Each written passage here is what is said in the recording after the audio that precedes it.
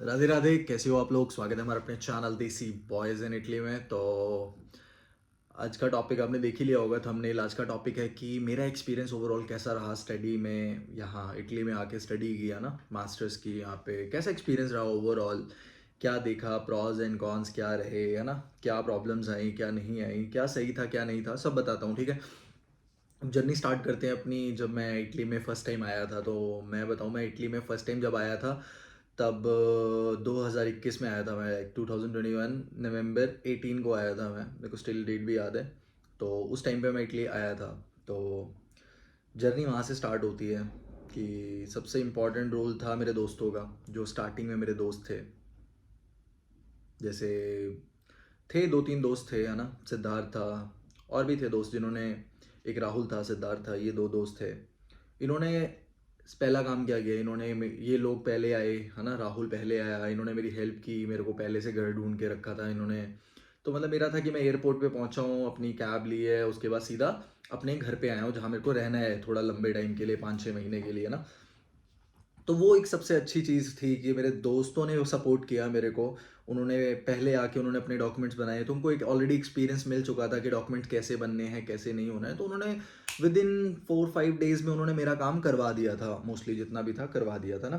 कि तो ऐसा था। तो सबसे पहले मैंने अपने डॉक्यूमेंटेशन करवाए सारे, कोडिचे फिस्काले एक्टिवेट करवाया को, अपनी प्रमेसों की किट लेके आया पोस्टे से, फिर वो फिल विल करके उसको सबमिट किया, फिंगरप्रिंट लिया, है ना। तो उसके बाद शांत हो गया। तो दूसरा काम मेरा इंपॉर्टेंट था स्कॉलरशिप। तो काफ में मेरे को स्कॉलरशिप के डॉक्यूमेंट सबमिट करने थे, तो मैंने एज सुन एज पॉसिबल क्या किया कि काफ का अपॉइंटमेंट बुक किया और जाके अपने डॉक्यूमेंट सबमिट करके आया स्कॉलरशिप्स के लिए। क्योंकि कहीं ना कहीं मेंटली प्रिपेयर होके आए थे कि स्कॉलरशिप के बिना तो सर्वाइव करना मुश्किल है।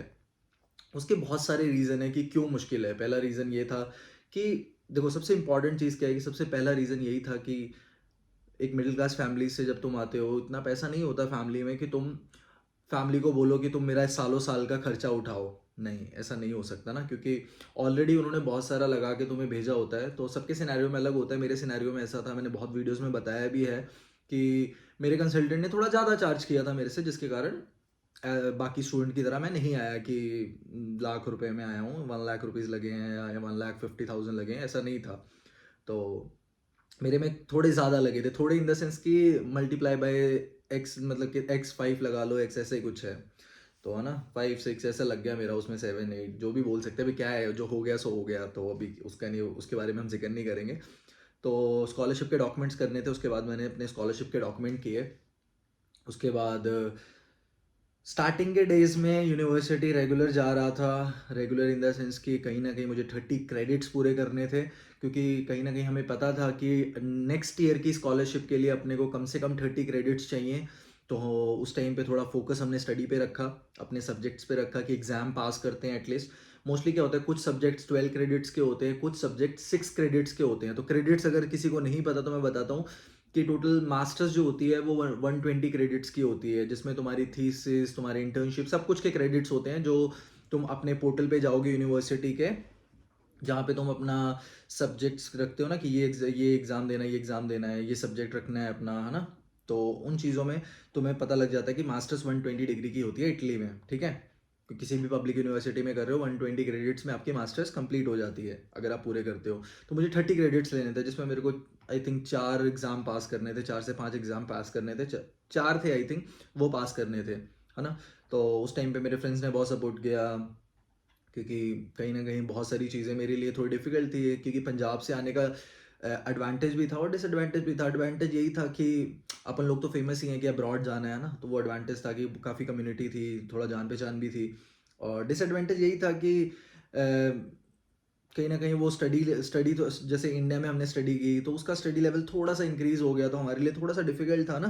क्योंकि मदर टंग छोड़ के आए, फिर यहाँ पे सिर्फ इंग्लिश चल रही है, और इंग्लिश भी ऐसी चल रही है कि इटालियंस इंग्लिश बोल रहे हैं, तो तुम समझ सकते हो ना कि वो कहीं ना कहीं उनकी मदर टंग नहीं है ना, उनकी मदर टंग इटालियन है मेरे प्रोफेसर्स की। तो वो भी कर रहे हैं, तो वो थोड़े डिफिकल्टीज थी लैंग्वेज को लेके, या झूठ नहीं बोलना, ठीक है। अब वो इंग्लिश को लेके हो या इटालियन को लेके हो, तो स्टार्टिंग में थी यार, तो बस ऐसा था।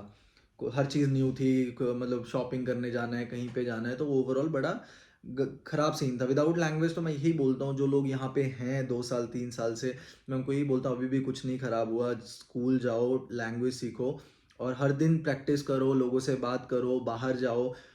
इटली में तो इंग्लिश को प्रेफर मत करो यार, इंग्लिश में कोशिश करो कि तुम इटालियन सीखो, कहीं नुकसान नहीं देगी तुमको। आने वाले टाइम में फ़ायदे ही फ़ायदे हैं, नुकसान कहीं पे भी नहीं है ऑनेस्टली बताऊँ तो। ऐसा था, तो फिर मैंने 30 क्रेडिट्स अपने पूरे किए उस टाइम पे। तो उसके बाद 30 क्रेडिट्स पूरे होने के बाद मैं थोड़ा रिलीफ हो गया कि चलो कुछ नहीं होगा, तो अब स्कॉलरशिप तो आएगी नेक्स्ट ईयर। तो कहीं ना कहीं पैसे यार इंपॉर्टेंट है, पैसे के लिए ही अब्रॉड आए थे उस टाइम पे सोच के।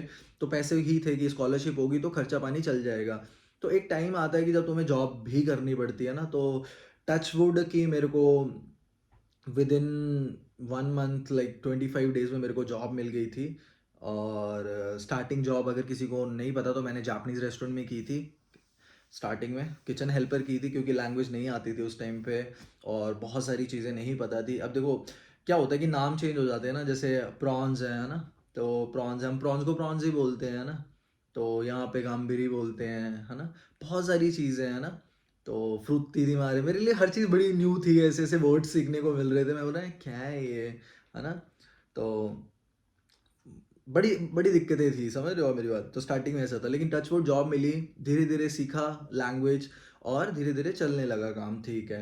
तो उसके बाद मैंने 1 ईयर तो मैंने सिर्फ जॉब्स की और यूनिवर्सिटी रेगुलर नहीं जा रहा था। मतलब कभी जा रहा था, कभी नहीं जा रहा था, कभी जा रहा था, कभी नहीं जा रहा था। बट एग्ज़ाम देखता था कि कौन सा एग्ज़ाम ईजी है, कौन सा क्या है। तो एग्ज़ाम, बट ये सिर्फ मैं अपने कोर्स के अपने एक्सपीरियंस बता रहा हूँ भाई। इसका ये मतलब नहीं है कि जो लोग अपनी स्टडी लेके आ रहे हैं वो ऐसा करेंगे, नहीं। क्योंकि उनके सिनेरियो में ऐसा है कि भाई तुम्हारी स्टडी कितनी डिफिकल्ट है वो मैटर करता है। अब तुम डॉक्टर की पढ़ाई करने आ रहे हो, तुम मेडिकल कुछ भी आ रहे हो, इंजीनियरिंग करने आ रहे हो या कुछ भी करने आ रहे हो ऐसी कि जो हमारी पढ़ाई डिफिकल्ट है। देखो मेरी पढ़ाई इतनी डिफिकल्ट नहीं थी, ऑनेस्टली बता रहा हूँ। और इतनी इजी भी नहीं थी, मतलब ठीक है मीडियम वाली थी कि एक इंसान पढ़ के नॉर्मल दे सकता है, समझ रहे हो।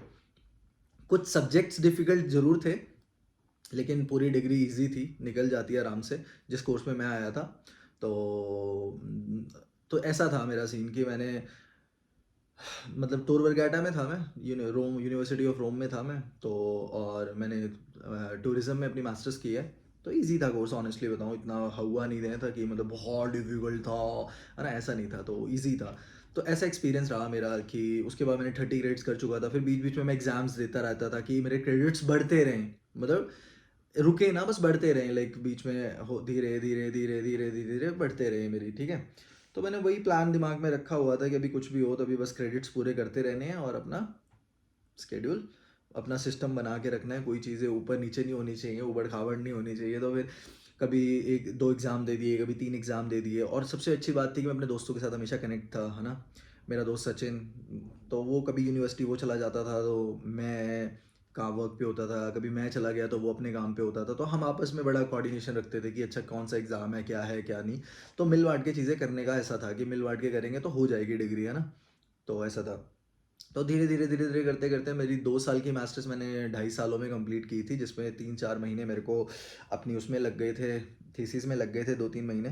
क्योंकि प्रोफेसर ढूंढना होता है, फिर थीसिस शुरू करनी होती है ना, प्रपोजल देना होता है, तो थोड़ा लंबा होता है। तो बट टच वुड थीसिस के टाइम पे भी मेरे फ्रेंड्स ने काफ़ी हेल्प की मेरी, क्योंकि मेरे लिए चीज़ें डिफ़िकल्ट थी ऑनेस्टली बताऊँ। बट मैंने लोगों ने हेल्प की मेरी, मेरे दोस्तों ने हेल्प की, जिसके कारण मेरी चीज़ें थोड़ी ईजी होती गई, है ना।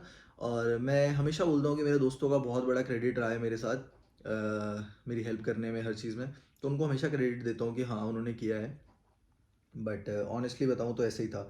तो ओवरऑल मेरा एक्सपीरियंस ऐसा ही था कि एग्ज़ाम भी मैं देता था, बट मैंने ऑनेस्टली जॉब भी की। बट ये हर एक कोर्सेज़ में नहीं होता ऐसा करना, क्योंकि तुम्हारी स्टडी के ऊपर डिपेंड करता है, तुम कितने स्टूडियस हो उस पर डिपेंड करता है, तुम कितना जल्दी तुम अपनी डिग्री कंप्लीट करते हो, ठीक है। तो ये ऐसा ओवरऑल एक्सपीरियंस होता है। सबसे अच्छा पॉइंट यही होता है इटली में आके स्टडी करने का, स्कॉलरशिप्स यार।